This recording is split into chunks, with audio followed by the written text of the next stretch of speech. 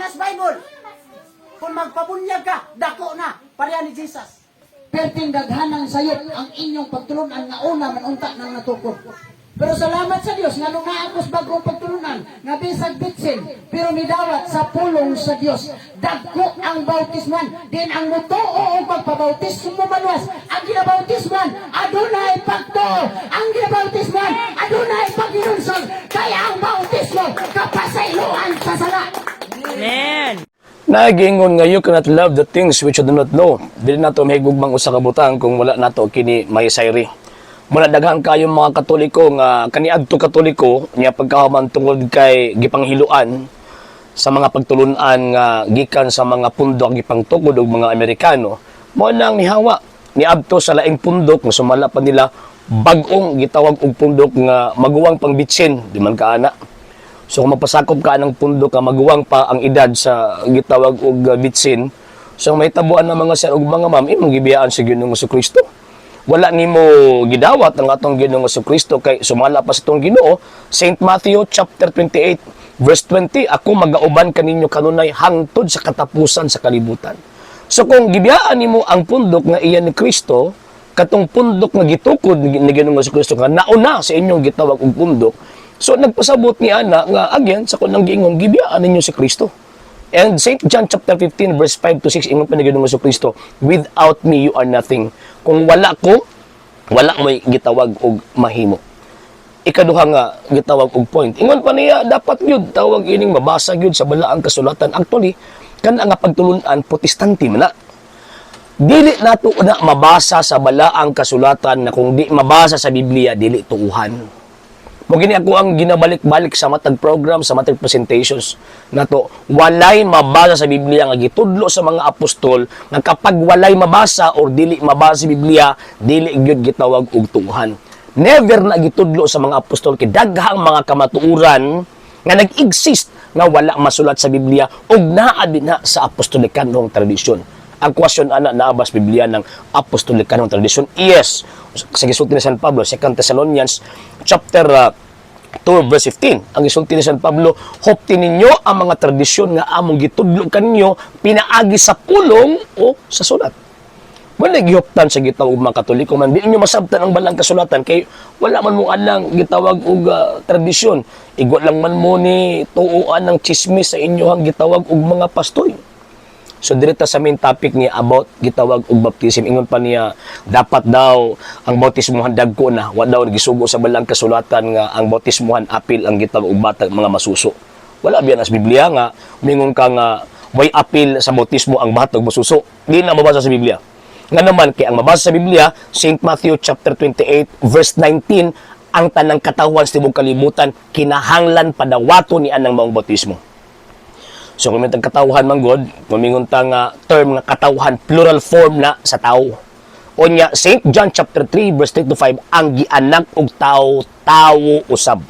So therefore ang bautismo alang ni adtong mga tao nga wala pa na bautismuhi. Regardless sa edad, mabata, mahamtong, bababae, mga lalaki, yon as long as tao na nga tawag ining wa pay bautismo, dapat bautismuhan. Walay gipili. Nga naman, Galatians chapter 3 verse 27, pinaagi sa bautismo atong gisulob si Kristo. St. John chapter 3 verse 3 to 5, pinaagi sa gitawag og bautismo, nagkinabuhi ta sa bag-ong kinabuhi diha kang Kristo. So mo di pasabot kung dili nato bautismuhan ang mga bata, dili bautismuhan tong mga masuso, usa may kinabuhi nga ilang madawat. So ang buti pasabot gihikaw ninyo ang kaluwasan ganing maong gitawag og mga bata ang gagmay. Di ba? Number 3 point, ingon pa niya dapat ang bautismo na adoy ang bautismuhan katudong na ay pagtuog paghinulusol. Diri una ko sa pagtuo.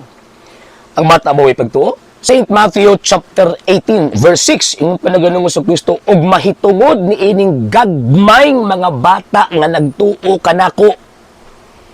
Sumaya pag tawag anang hiktan og haliging-galingang bato ang liog niadto mga tawo makaangin kanila sa gitawag og pagpakasala. Unya kanang pagtuog gi-express na sa atubangan sa Ginoong Dios, Salmo 8:1-2 nga sumala pa ni tawag ining ni Salmista David nga ang pagdaig, ang gitawag og pagsimba sa mga masuso og kabataan sangko sa langit.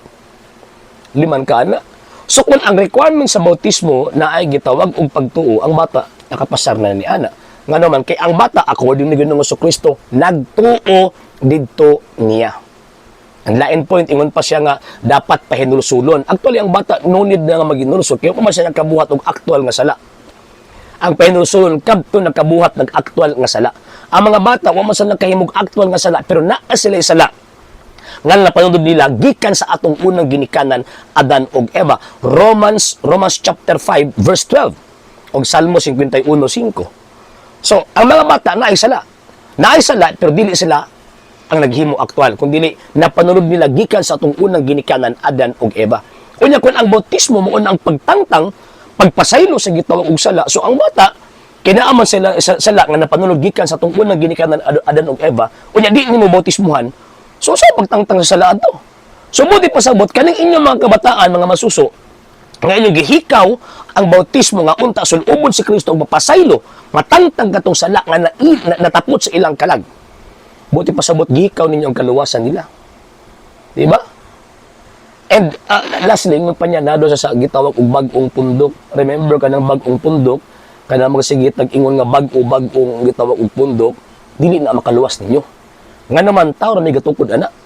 Kung tao rin katungkod ana, wala kay mapaabot na kaluwasan. Bisag pagkapila ka moingon nga, imong gasunod si Kristo, nagbuhat nagmaayo tungod ni Kristo, di magkaila si Kristo nimo. St. Matthew chapter 7, verse 21-23. Daghang mga tao moingon nga Ginoo, Ginoo. Nga moingon nga tungod sa imong ngalan, tungod sa imong tawag ining gahod, nagpahaw imong gayawa, nagwali mo sa imong pulong, pero ingon sa misulti ni Kristo, wala ako makaila ninyo. Nga naman kay gisupak ninyo ang kabubuton sa Ginoong Dios nga magpasakop sa iyang iglesia, sa iyang gitawag ug simbahan. So mo na hinungdan nga luoy kay mo og tawag ini magpabilin mo ng pundok nga gitukod og Amerikano kay wa gyud na gitawag kaluwasan. Kanang inyong gihimo dili na pamasahe pa dun sa langit. Nga naman kini man kamo ang manluluwas. So kinahanglan og manluluwas ang tao. Asa makaplagi ang manluluwas sa simbahan nga gitukod ni Kristo. Usa nang simbahan na mo nang Santa Iglesia Katolika Apostolika Romana ug wala nay lain. Okay? Sa hindi pa po nakapag-follow sa mga pages po natin, i-follow nyo po yung mga pages po natin, RJ Horolanciano II TV, Apolia Punto Argumento page, Kuya Apologies TV page, and RJ's Vlog 2022. And pwede rin po kayo mag-send po dyan ng Facebook stars. And also, sa ating po mga channels, sa hindi po nakapag-subscribe, i-subscribe po ninyo yung mga channels natin, Dalay Catholic, Apologies International Official, RJ Sanado II TV, Kuya Apologies TV, and Barrio Kawayan Religious Forum. And pwede rin po kayo mag-send po dyan ng super sticker, super chats, and super thanks. And maraming salamat po sa mga kapatid at mga Katoliko na ulis pong tumutulong sa programa po natin. Maraming salamat po. Nang dahil po sa tulong at suporta po ninyo, ang programa pong ito, until now, andito pa rin po sa social media. And until now din po, nangangalang pa rin po tayo sa tulong at suporta po ninyo dahil wala po kami magagawa rito mga sir, mga ma'am, kung wala po yung tulong at suporta po ninyo. Sa gusto pong tumulong, sa gusto pong sumuporta, pwede po ninyong ipadala ang tulong at suporta po ninyo sa pamamagitan po ng ating mga account numbers dyan po sa ating pong screen. And pwede nyo po kaming i-message sa ating pong page kung via remittance po yung papadala po ninyo. Maraming salamat po in advance.